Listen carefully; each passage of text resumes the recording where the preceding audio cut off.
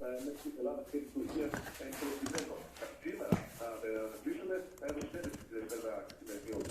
Πομπέο και καταδίκασε από που για την ακρίβεια με κατηγορηματικό τρόπο απειλό και μονομερών ενεργειών ως δίνει σε φίλους